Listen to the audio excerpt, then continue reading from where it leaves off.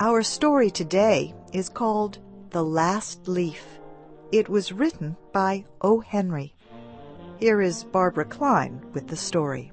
Many artists lived in the Greenwich Village area of New York. Two young women named Sue and Johnsy shared a studio apartment at the top of a 3-story building. Johnsy's real name was Joanna. In November, a cold, unseen stranger came to visit the city. This disease, pneumonia, killed many people. Johnsy lay on her bed, hardly moving. She looked through the small window. She could see the side of the brick house next to her building. One morning, a doctor examined Johnsy and took her temperature. Then he spoke with Sue in another room.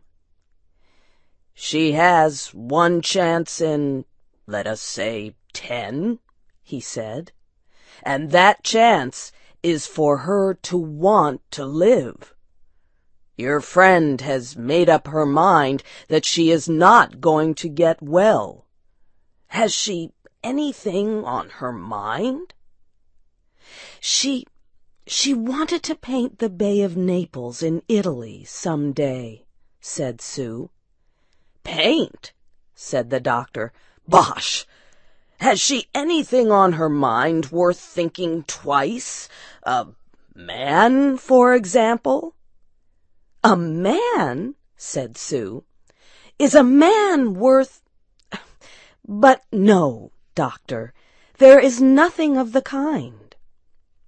"I will do all that science can do," said the doctor. "But whenever my patient begins to count the carriages at her funeral, I take away 50% from the curative power of medicines." After the doctor had gone, Sue went into the workroom and cried. Then she went to Johnsy's room with her drawing board, whistling ragtime. Johnsy lay with her face toward the window. Sue stopped whistling, thinking she was asleep. She began making a pen and ink drawing for a story in a magazine. Young artists must work their way to art by making pictures for magazine stories. Sue heard a low sound, several times repeated. She went quickly to the bedside. Johnsy's eyes were open wide. She was looking out the window and counting backward. 12, she said, and a little later, 11, and then 10, and 9, and then 8 and 7, almost together. Sue looked out the window. What was there to count? There was only an empty yard and the blank side of the house 7 meters away. An old ivy vine, going bad at the roots, climbed halfway up the wall. The cold breath of autumn had stricken leaves from the plant until its branches, almost bare, hung on the bricks. "What is it, dear?" asked Sue. 6, said Johnsy quietly. "They're falling faster now. 3 days ago there were almost 100. It made my head hurt to count them. But now it's easy. There goes another one. There are only 5 left now." "5 what, dear?" asked Sue. "Leaves on the plant. When the last one falls, I must go too. I've known that for 3 days. Didn't the doctor tell you?" "Oh, I never heard of such a thing," said Sue. "What have old ivy leaves to do with your getting well? And you used to love that vine. Don't be silly. Why, the doctor told me this morning that your chances for getting well real soon were, let's see exactly what he said. He said the chances were 10 to 1. Try to eat some soup now, and let me go back to my drawing so I can sell it to the magazine and buy food and wine for us." "You needn't get any more wine," said Johnsy, keeping her eyes fixed out the window. "There goes another one. No, I don't want any soup. That leaves just 4. I want to see the last one fall before it gets dark. Then I'll go too." "Johnsy, dear," said Sue, "will you promise me to keep your eyes closed and not look out the window until I'm done working?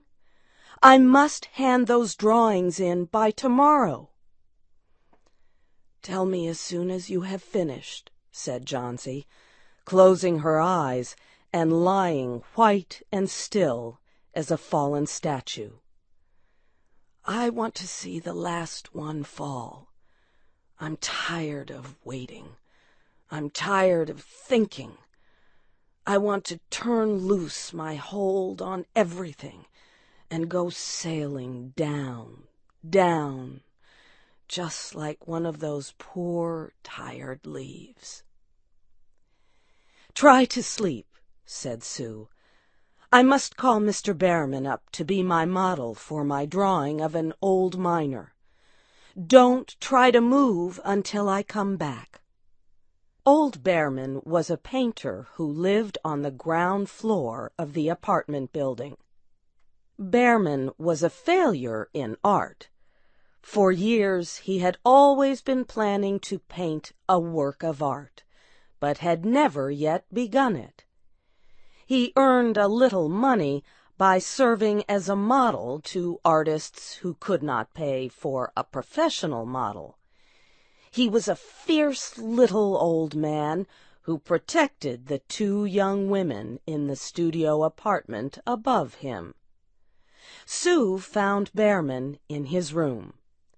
In one area was a blank canvas that had been waiting 25 years for the first line of paint. Sue told him about Johnsy and how she feared that her friend would float away like a leaf. Old Behrman was angered at such an idea. "Are there people in the world with the foolishness to die because leaves drop off a vine? Why do you let that silly business come in her brain?" "She is very sick and weak," said Sue, "and the disease has left her mind full of strange ideas."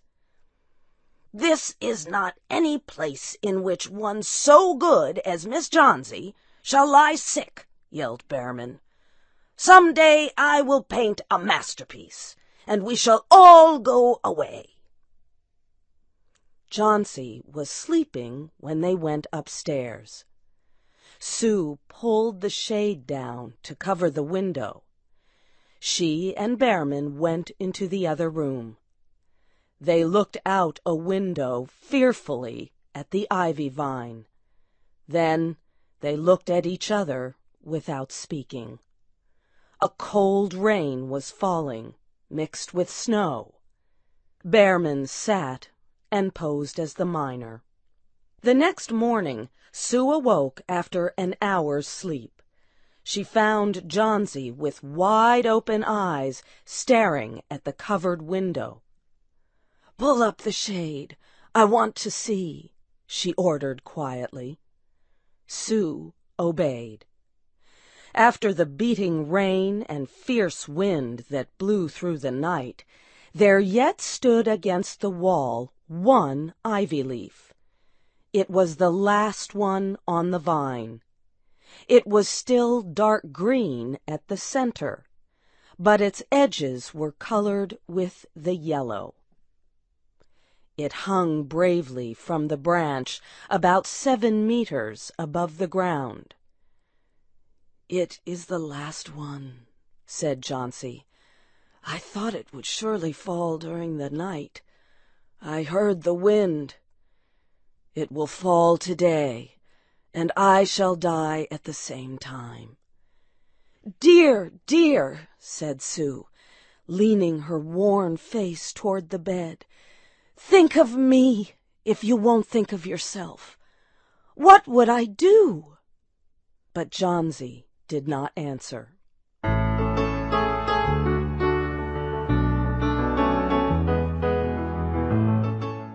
The next morning, when it was light, Jauncey demanded that the window shade be raised.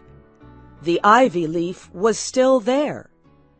Jauncey lay for a long time looking at it. And then she called to Sue, who was preparing chicken soup. "I've been a bad girl," said Jauncey. "Something has made that last leaf stay there to show me how bad I was. It is wrong to want to die. You may bring me a little soup now." An hour later she said, "Some day I hope to paint the Bay of Naples." Later in the day the doctor came, and Sue talked to him in the hallway. "Even chances," said the doctor. "With good care, you'll win.